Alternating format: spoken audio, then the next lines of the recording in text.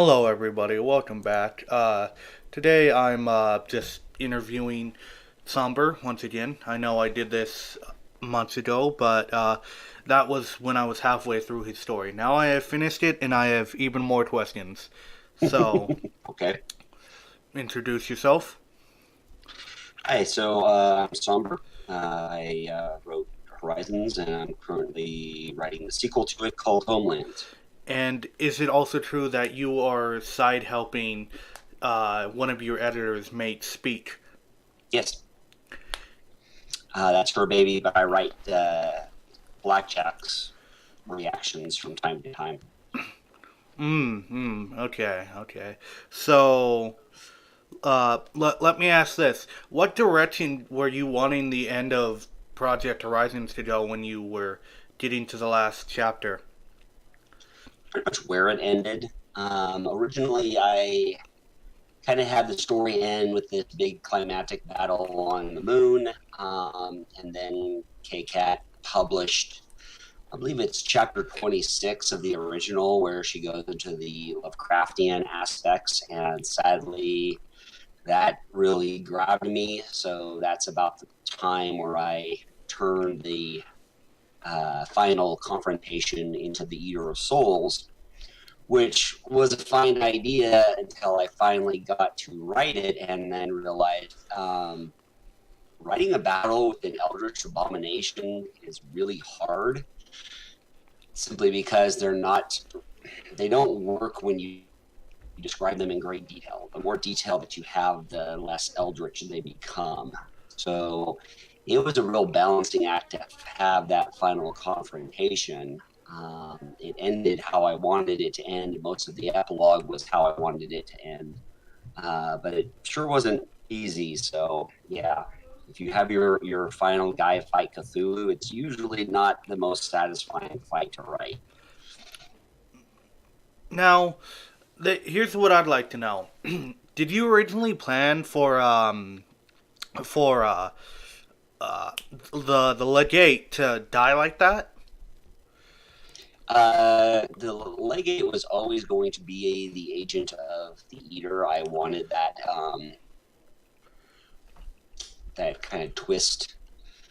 I hate that word right now. That kind of twist where he's essentially, oh yes, I am the champion. That's fighting all this. Oh no, he wasn't. Um, but I definitely wanted him defeated by his own pride. It's like, and that there's literally no way that Blackjack could have beaten the Legate hand to hand. I mean, he basically just had infinite life. It was essentially when she made him admit that he thought that the Eater was reliant on him, and he was reliant on the Eater.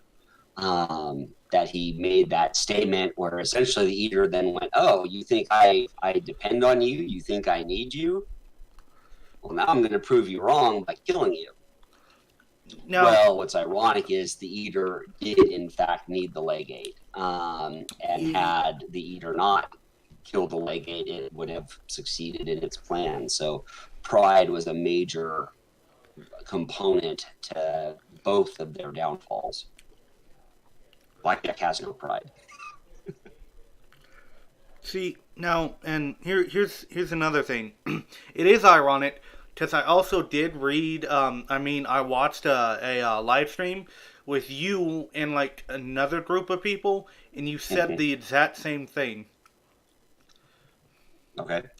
So let me ask this: when it was getting down to the eater facing blackjack, I barely understand what her special talent is. Okay, so if you remember back in episode two, sorry, season two, episode one, where they're going through the garden and they're talking about special talents, and there was the one whose talent was victory. That kind of grabbed me, where Blackjack is able to win. That is her talent, is overcoming adversity. The problem is that what her talent will take from her in the process of winning um, makes it, makes it hard because, okay, well, I won the fight, but what did it cost me to win this fight? What did I have to give up to win this fight? What have I lost in the process of fighting?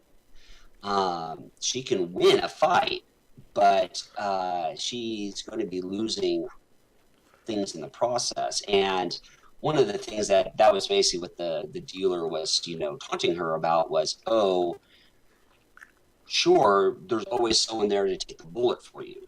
Glory takes the bullet for you. P-21 takes the bullet for you. You have this ablative armor of people you care about, and you're going to win as long as you keep trying to do this, but you're going to be causing endless suffering as you go through it. And that's one of the things that she's exploring in Speak. Is it's like, what is, when I do things, what is it going to cost me? Now, Speak raises some really fun questions, like, is Blackjack really Blackjack? Does she still have that special talent? Because the blank body is not 100% identical to her clone body, or to her original body. So there's some real questions as to just what Blackjack is at this point and what's finally going to happen with her. And now that you, how long has it been since you finished the story? Actually, 2 years. 2 years. And then some. Yeah, I finished it in July of 2016, I think. So where did you have the idea of the story, and did you know about the ending before you went to do it? Most of the ending. So if you ever played Portal 2, there's a scene where you shoot a portal to the moon. At the very, sorry, spoilers. You essentially shoot a portal to the moon, and there's this one image where you're just kind of looking up at the moon, and I was just kind of starting to read FOE. I think I was in chapter 10, I think, maybe 11. But then I was thinking, if you had a moon base, that would be like the perfect place to fire uh, essentially a latch ditch, weapon. So what if there was like a moon base that had, nukes on it or something like that? Hmm. And from that idea, as I kind of read further, well, what if there was a mega spell facility on it? Well, who would build it? What would it be for? The person that built it, what would be their motivations? How could they build it? And so from the idea of this moon base on the moon, went to Project Horizons, went to Golden Blood. And then as I thought through, Golden Blood's motivation for creating such a thing, I then had to go, well, okay, how do I create a protagonist that's going to finally end up, at this finale? And what do I give them to connect them to it? And the answer was EC-1101. Golden Blood needed EC-1101 to set off Horizons, and Blackjack had EC-1101, and so Blackjack was the one that would essentially carry this all the way through to the end.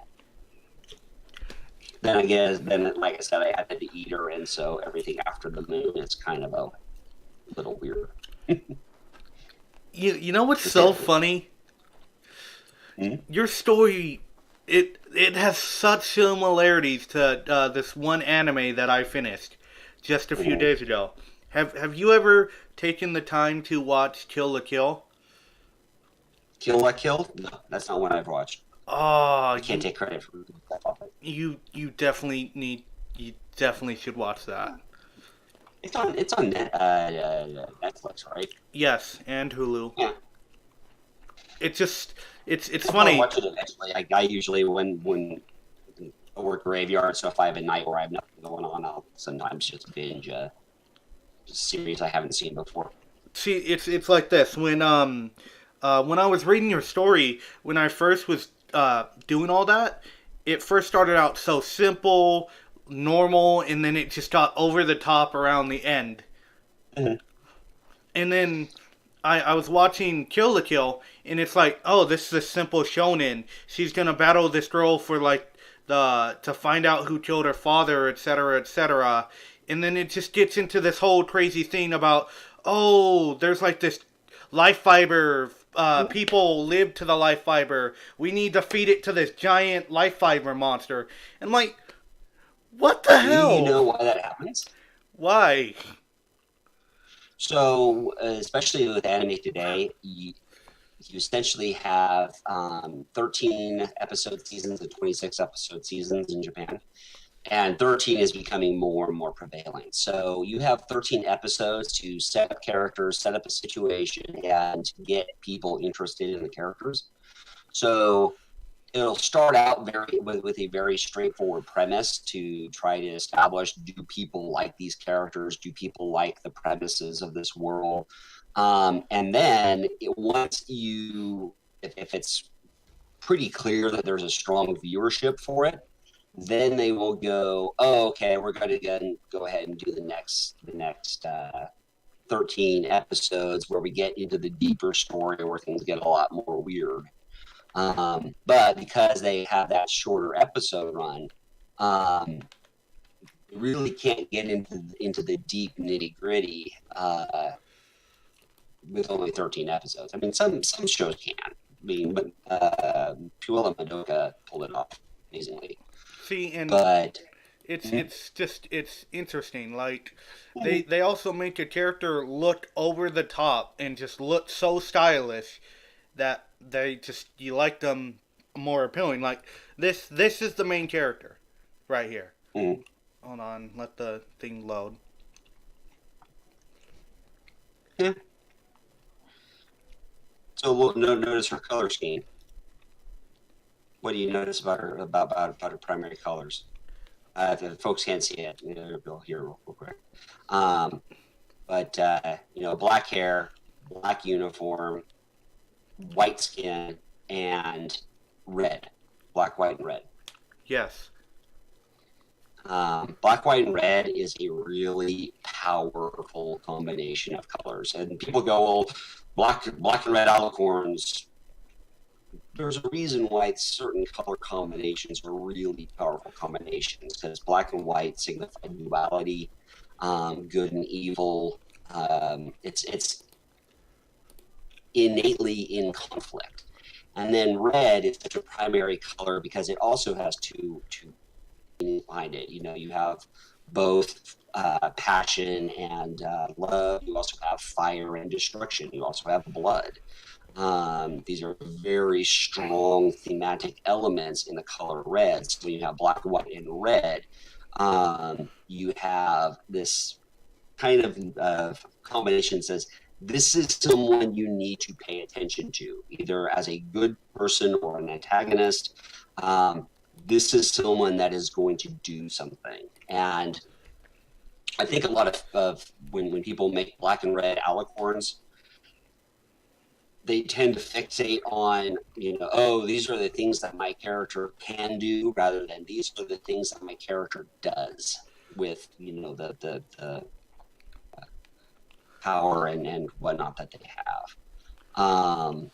I also love that she has this tiny little triangle of yellow that looks like an eye. I'm Oh, pretty you sure you that know might what's funny actually about that? be an eye.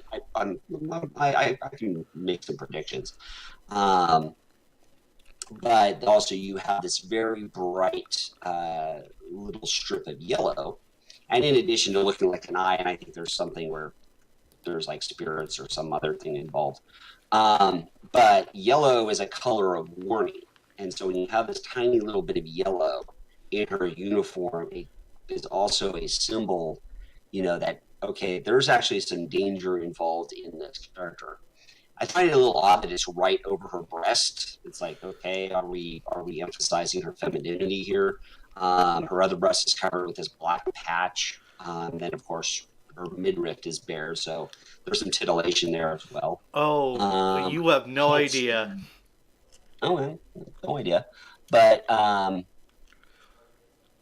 can't see if her eyes are gray or blue. Unfortunately, the picture's not quite that accurate. Very interesting though if it is gray, because then again you have black, white, gray would be the middle point of the two, and eyes are generally considered to be, the windows of the soul. So, yeah, you can analyze a lot from a character if they're very well put together visually. Um, and a good thing to ask yourself when you're creating a character is, what does this look say about the character? Because you can load a lot into a character if you put a lot of thought into it ahead of time. See, I So need I'll stop. to find a quote that she says that just is really good to her. Right. Here, right here. This is Blackjack if I've ever seen her in human form.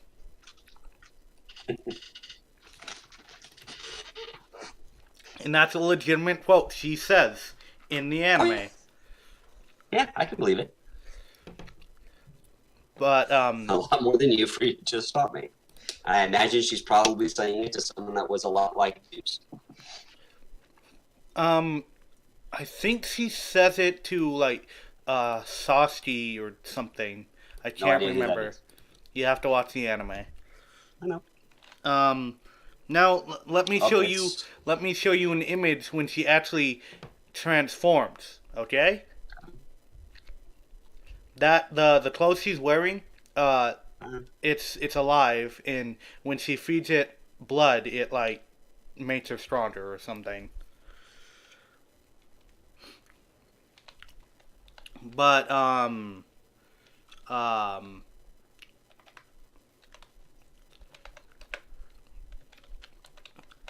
so do you feel she is kind of like Blackjack in a way?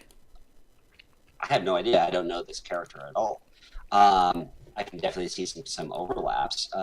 Blackjack is a very direct physical character. She generally tends to go after her problem head on.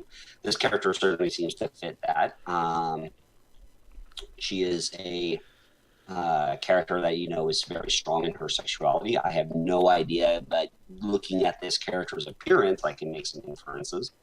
Um, there's what you really have to understand is that Blackjack is an archetype.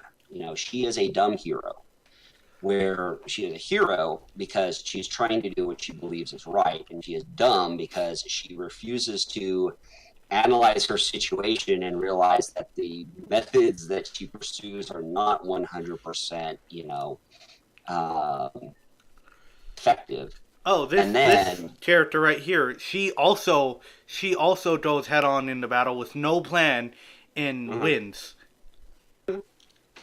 um, and there's something appealing about that because very frequently it's like, oh, plans can only be done by smart people, and only smart people can come up with plans that work.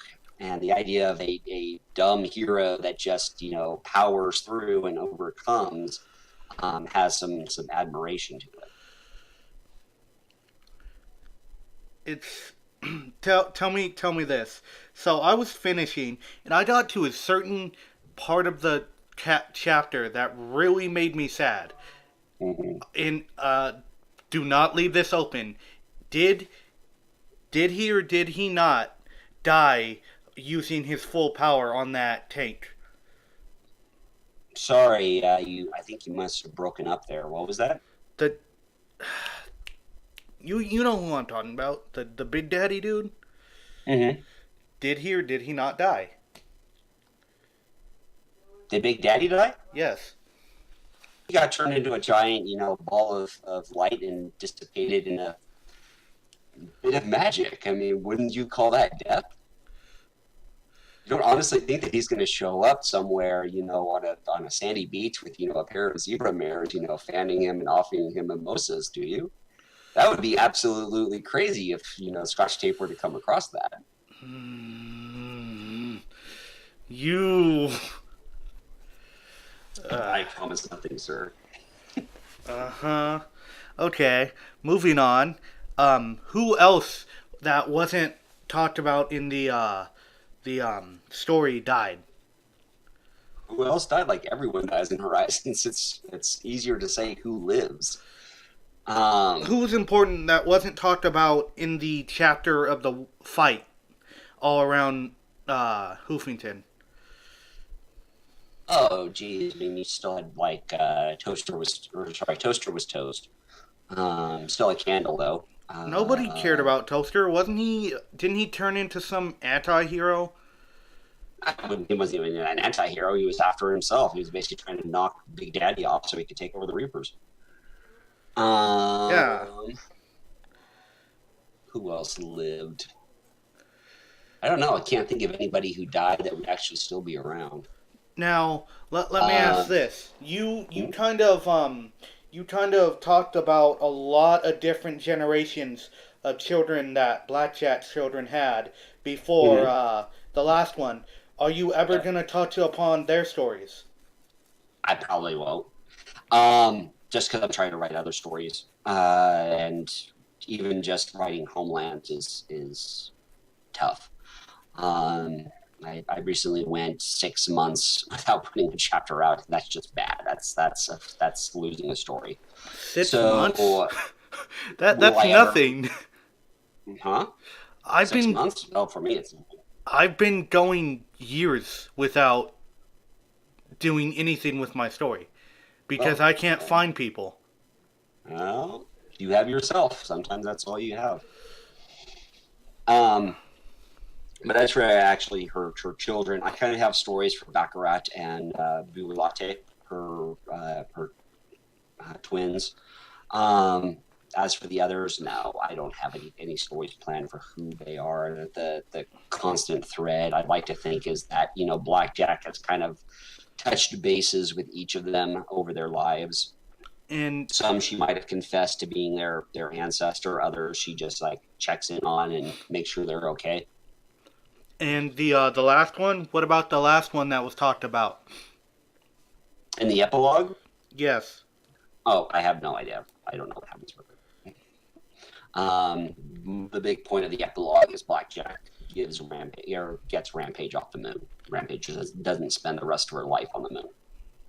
Yeah, but then she's mortal again and Yeah, how she you gets her left life, how a life, a you normal left life. it how you left it open is like she sounded like she was reverting back to a child mind. Yeah, she's peppermint now. Hmm. She's going to have a shot at a life that is just a life that is not being amalgamated with a dozen souls that aren't her. Hmm. So she gets Rampage actually gets a chance at a normal life. And it was kind of important for me to let her have that because leaving her stranded for the rest of her life on the moon just sucks. Yeah, but like at least she was dead. Oh, she was comatose, but the reader had no way of knowing that. For all the reader knew, she would just be wandering the moon forever, able to die. And then those blanks, those weird blanks, where did they come from? They were the descendants of the Astro stable that managed to survive, even though the stable got pretty broken up. They had stars Um, for eyes, yeah, moon ponies. What do you want? but they never tried to attack you for Why would they? stealing their queen or something. Why would they? Ponies are good. Didn't you put a quote in there? They were like a little uneasy that you guys were taking uh the dead pony. They were probably a little uneasy because people from Equestria, but that's just it. Um, they were actually a callback to way back in chapter 13, where there's a pony who's high on moon dust, who's talking about moon ponies. Hmm. Okay. Okay. Um. So Big Daddy died. Big Mama is kind of scary. Um, Mhm. do you think that Blackjack could take Big Mama in a fight? And almost anybody in a fight. Blackjack doesn't want to take Big Mama in a fight. Hmm. Blackjack, by the time she meets Big Mama, understands there's bigger things to worry about than fighting Big Mama. Um, if you recall her in Speak, she's very good at knowing how to take a big opponent apart. Um, and with Big Mama, it would essentially be teleport behind her, shoot out the back of one knee, teleport to her side, shoot out the back of a second knee, teleport behind her, shoot out the back of her other knee, and then when she can't walk, you can just repeatedly blow her head off. Now, Um, here's another thing. mm, Do you think shit, what is her name in Speak? What was her name? Threnody, What?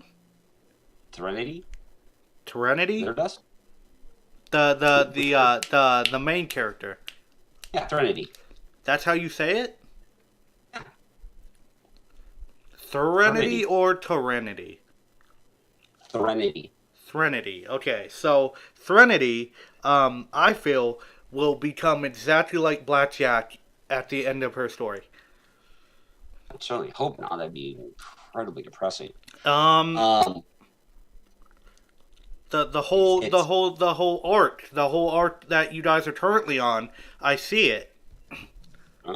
That's up to Parkshine, but I'm not sure that's what it's going to.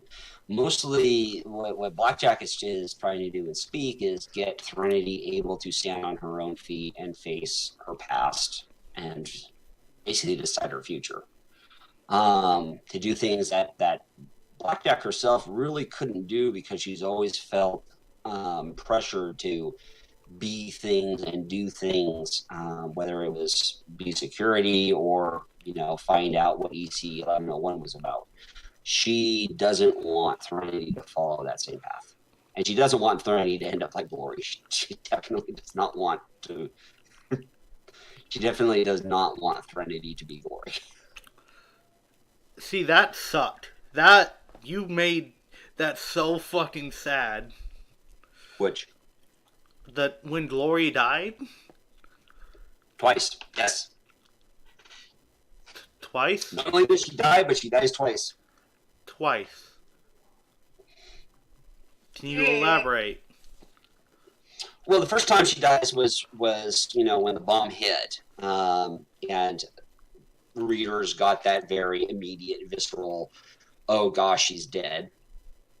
Blackjack, of course, refuses to believe that she's dead. She's like, "Hey, somehow, some way, she could survive," and then she does, and then you get the second death, which is the lingering death from the radiation poisoning. So, I mean, technically she dies once, but I mean, she was dead as soon as the bomb went off.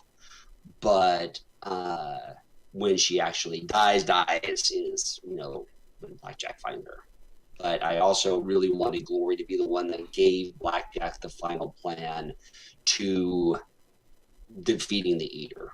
So yeah. Yeah, and it also sucks because in on the moon that forced Scott's take to grow up, seeing her father die in front of her. That and something else, yeah. Um, Essentially, the moment that her dad died was kind of the moment that she could no longer think of herself as a child. I mean, she's still very childish, and Homelands is basically her growing up. Um, but yeah, she definitely underwent a change there, and it was ugly and it was painful, and I had my editors crying when P21 died. Hmm. But you want monstrous? You know when I planned for them to die? When? It wasn't a sudden thing. I actually planned both Glory and P. What happened to Glory, P21, and Rampage all the way back in like chapter 6, chapter 7. Hmm. Hmm. See, and you know what also got me super emotional that reminded me of P21? Mm-hmm. I was finishing Assassination Classroom and I'm all like, man, I see now why his students were just bawling because the dude that basically he was a killer that I'm currently watching that series, sir, so this is something I'd appreciate no spoilers for. oh great, okay, we'll ignore that then. Yeah, sorry, I'm halfway through the series right now. Hmm. If it's before the island adventure, go ahead. But I'm currently on the island, so It's definitely the end, but okay. uh hmm, I need to but hey, you know he's gonna die because that's the whole point of the story. I don't know that he's going to die. He can change his mind. Okay, let's see what to talk about. What can I relate it to now? Hmm, hmm. P21's death. What could that relate to? Uh,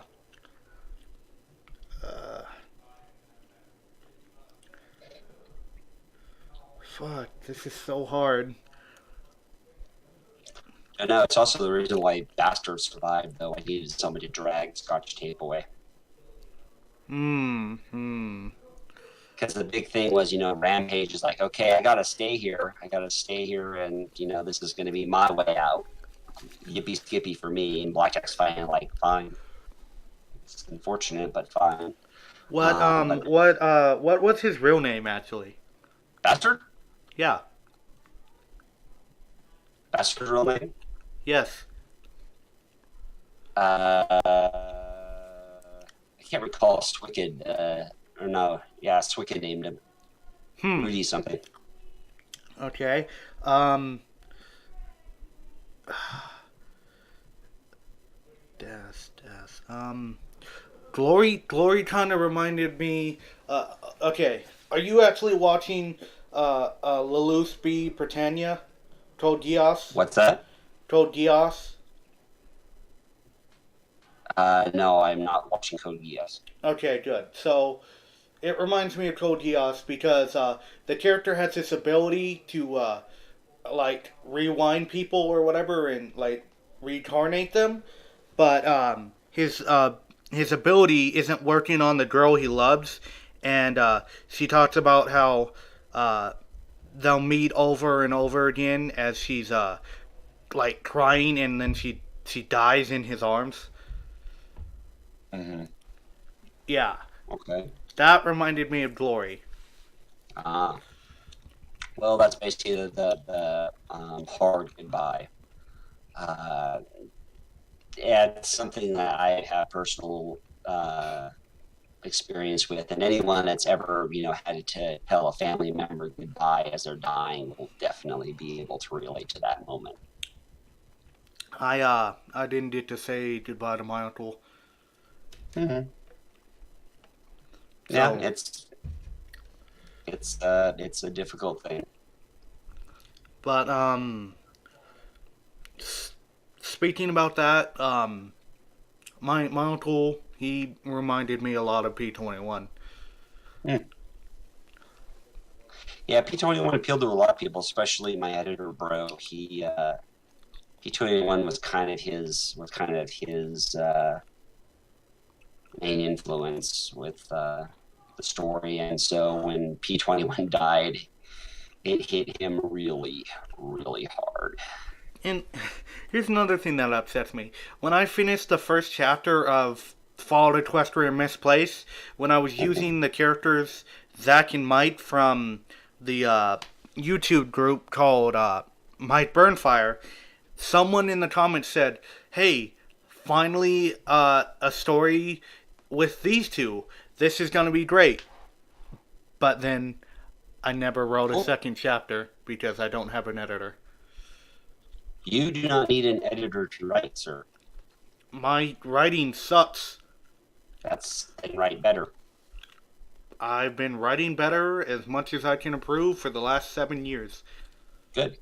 Write better for the next 20, 30, 40 years. You can improve your writing.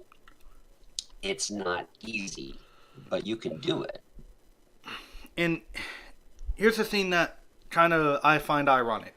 So Okay. I've been role playing for a very long time, and there's like people that I role play with that set me aside and say, "You're really good at this. Where did you learn to do this?" And I'm Mhm. like, "Oh, I went around on this place over here on that place, that place. I've learned to do stuff from this and that and this, basically." Mhm. And it's ironic because I feel it's easier to role play a story than write a story. Okay. So here's what you do: set up a get a recorder. Well, if you want to use your phone, fine. But even an old school tape recorder, um, and narrate your story out loud, play it back, and write out what you narrate. That's a way people have been writing stories for the last, 40, 50 years. Um, there is software you can use that will automatically write what you say and put it into a format. Now, a lot of the nitty gritty of writing, the actual spelling, capitalization, punctuation, the stuff that shows the quality of penmanship, that's something that every writer will always struggle with, having an editor or not. I use 3 people to help edit my work. I still have mistakes all over the place. I mean, it's a real effort. If I let editing be the reason why I didn't write, I'd never write. My own writing skills are always lacking. Um, but I'm a writer. I have to write. And so letting yourself say, well, I can't write anything because I suck at writing is like saying, well, gee, I'm I love doing something, but I'm not going to do it because I'm no good at it. Well, that doesn't make any sense to me. And it's funny because now I have money and I'm all like, maybe I should start doing paying for the monthly fee on Grammarly and all that.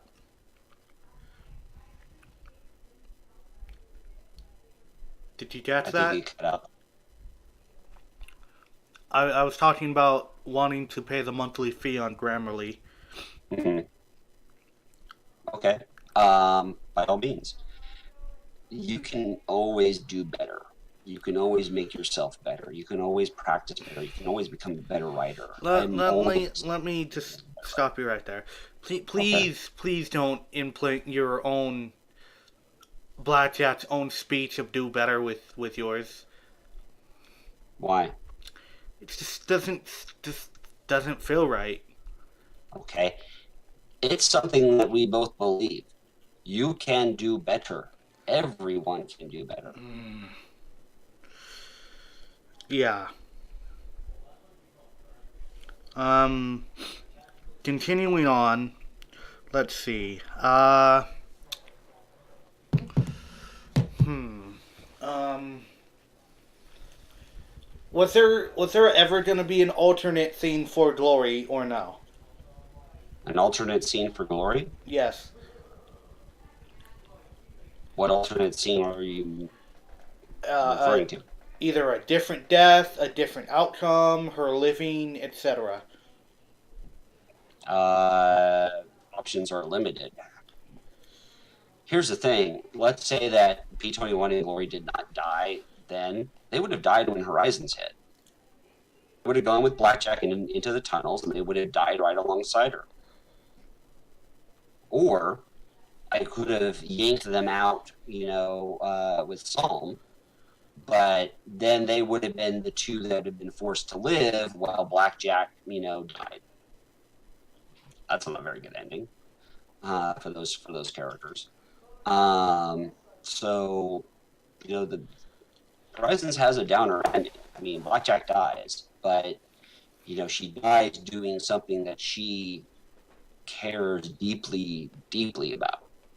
Um, so there really isn't an alternate, ending for Glory or P21 that leaves them alive that works. let me ask this: in a total, how many people do you think in total died in the last chapter? In the last chapter, Yes. uh, like three, four if you count Blackjack. Okay, and in the war, the whole battle, Oh, you mean how many people die in Horizons? just the Icy battle. Shake, Icy Shake counted it as 188 characters have died. Hmm. What does that remind me of? Mm-hmm. I wasn't like planning on killing that many. It just kind of turned out that way. Oh, I know what that reminds me of. That reminds me of Red versus Blue. No idea. Oh, the ending of season 14. So fucking sad because Church knows that he's lived up his full age. He knows that he's going as an AI. He's going to die because he's too old, and he uses his last ditch effort to bring all the other AI fragments into his for his friends so they can get through the fight with Hargrove, and then they stop working and he's gone. Cool. And it was really fucking sad because you've seen this character for like 14 seasons from 2001 all the way to like 2015. Yeah, sounds like a good way to bring it to take him out. But I would have been all for that. they still continued the story without him. He was Sure. the main character. Is there more story to tell? Are people interested in the story? Does the person want to continue to write that story? I honestly almost killed Blackjack after 33 and had Scotch Tape carry EC 1101 to the end of the story. I didn't do that. People said that they liked Blackjack, they wanted Blackjack, so it was Blackjack. But you just because a character starts a story doesn't mean that they're necessarily required to finish it. It's it upset me so much that they made that decision to kill Good, off Church. It, good. it was so Um, heartbreaking. here, that's the point. The point of any creation, whether it's art, whether it's stories, whether it's movies, is to make the audience feel something. And the one thing that you don't want your audience to feel is bored or disgusted or like this was a waste of their time. See, here's what's funny because the first like 6 seasons of Red versus Blue didn't catch anybody because it was just them standing around and talking, doing nothing. Okay. And I'm all like, Okay. then skip the first 6 seasons. You don't have to watch the first 6 seasons to understand the thing. I watched it because I like that type of thing. But then around like season 6 or whatever, or season 7, like they started getting into better animating and did this all action stuff, and then it slowly progressed from like this normal thing all the way to this over top where left and right they get into these just fights and they uncover all these secrets. What I would suspect happened was that they got some money.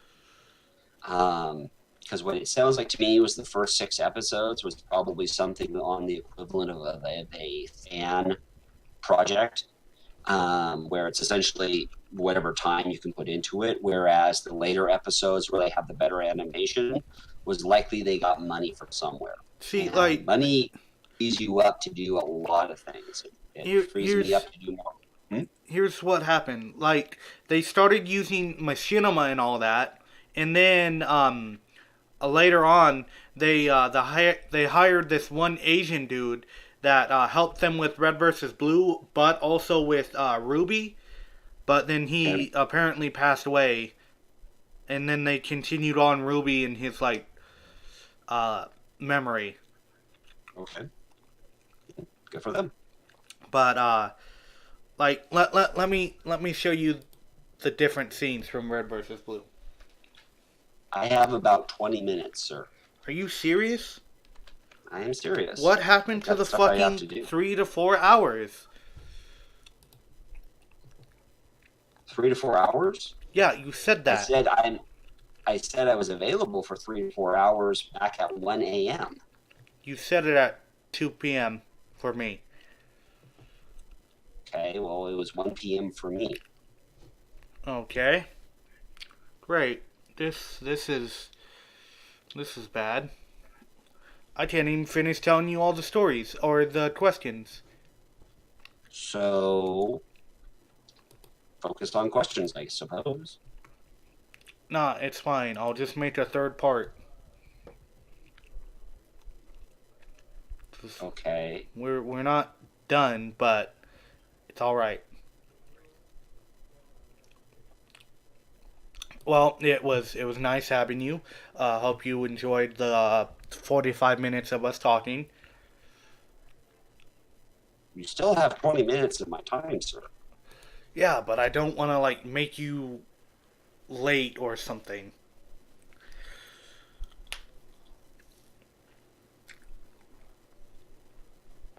Okay. Well, have a good one. You as well. And remember, join Nation, Predator Nation, everyone. Bye bye.